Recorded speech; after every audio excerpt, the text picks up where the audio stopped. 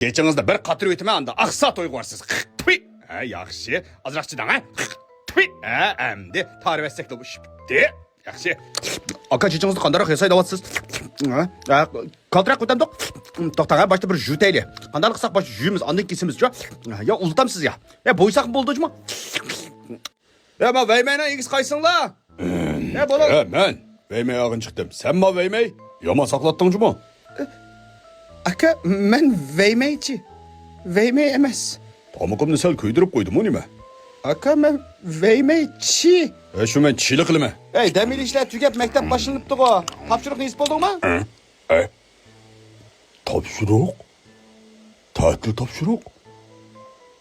Demeliş. Annem çatık ama. Hoş. Başka gene göreme.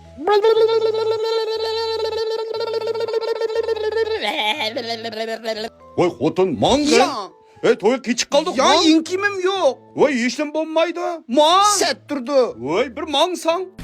Yandım ayağı gancı kılışın tukamam.